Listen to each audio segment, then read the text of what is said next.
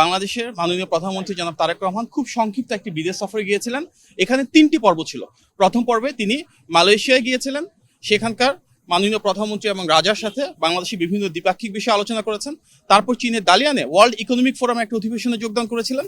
সেখানে world economic ফোরামের president এবং সিইও সহ বেশ কিছু ইনভেস্টরদের সাথে কথা বলেছেন এবং পরবর্তীতে চীনের রাজধানীতে চীনের মাননীয় প্রিমিয়ার ইনভিটেশনে গিয়ে সেখানে চীনের প্রিমিয়ার এবং প্রেসিডেন্টের সাথে বিভিন্ন রাজনৈতিক নেতৃবৃন্দদের সাথে বৈঠক হয়েছে। আমরা অভিভূত হয়েছি এই 3টি পর্বেই যেভাবে রাষ্ট্র বাংলাদেশের নির্বাচিত সরকার প্রধানকে সম্মান দিয়েছে, ভালোবাসা দিয়েছে, লাল গালিচা সংবর্ধনা দিয়েছে।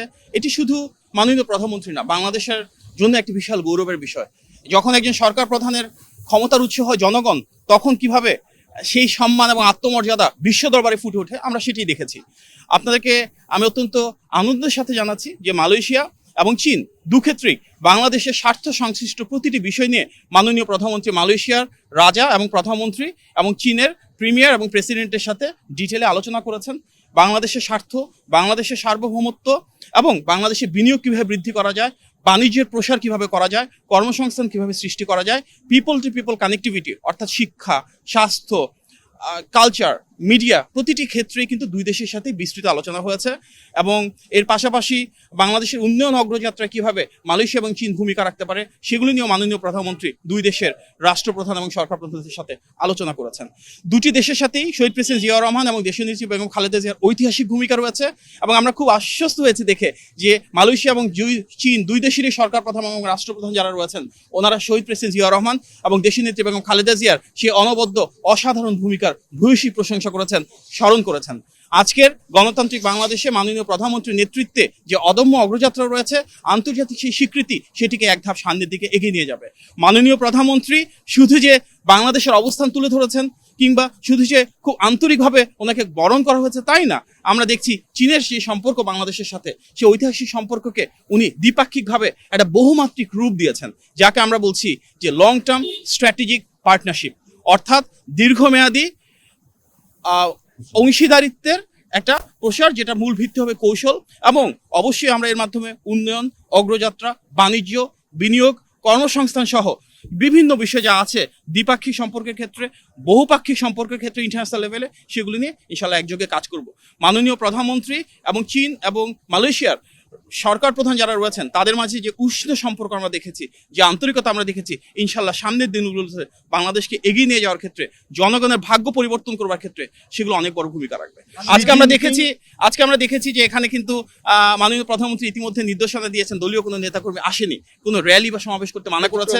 এই যে একটা নতুন ধরনের রাজনীতি, এই যে একটা ব্যতিক্রম ধর্মী চিন্তা, সেটির বহিঃপ্রকাশ আমরা দেখেছি। বৈঠকে শি জিনপিং আসলে কি বলেছেন? আমরা কিছু কিছু কথা শুনেছি, আপনি যদি একটু বিস্তারিত বলেছেন কি বলেছেন। আজকেই চীনের রাষ্ট্রপতি শি জিনপিং এবং আমাদের মাননীয় প্রধানমন্ত্রী জনাব তারেক রহমানের বৈঠক হয়েছে। সেখানে দুইটি দেশেরই উচ্চ পক্ষের প্রতিনিধি দল ছিল।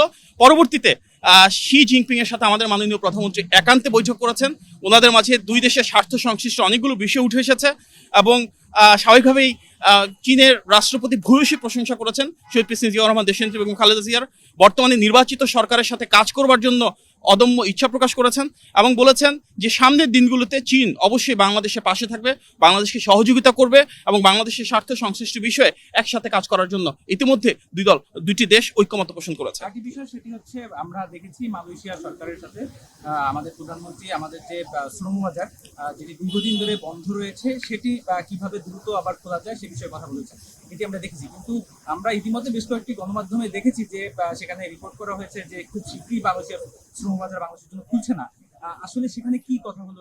দেখুন, এটি শুধু বাংলাদেশের ক্ষেত্রে না, মালয়েশিয়ার শ্রম বাজার বিশ্বের বিভিন্ন দেশের ক্ষেত্রে প্রযোজ্য। ওনাদের অভ্যন্তরীণ যে নীতিমালা রয়েছে সেই ইন্টারনাল প্রসিজিয়ার ফলো করবার পরে যত দ্রুত সম্ভব যদি কোনো দেশের মার্কেট ওপেন করা হয় তবে বাংলাদেশকে ফাস্ট ট্র্যাক করা হবে, প্রায়োরিটাইজ করা হবে। বাংলাদেশের এটি একটা অন্যতম স্বার্থের জায়গা। সেখানে মাননীয় প্রধানমন্ত্রীর সাথে মালয়েশিয়ার মাননীয় প্রধানমন্ত্রীর একান্তে কথা হয়েছে বিভিন্ন বিষয় নিয়ে এবং তার আলোকে ডেফিনেটলি আমাদের যে রিকোয়েস্টগুলো রয়েছে ওনারা ফাস্ট ট্র্যাকে যতটা আন্তরিকতার সাথে, যতটা সহমর্মিতার সাথে রয়েছে সেটাকে প্রসিড করবার করার চেষ্টা করবো ইনশাল্লাহ। আপনাদের সবাইকে অনেক ধন্যবাদ। এই সফরের আসসালাম। আনুষ্ঠানিক সংবাদ সম্মেলন এবং প্রধানমন্ত্রী সেই সংবাদ সম্মেলনে অংশ নেবেন কিনা একটু যদি বলেন।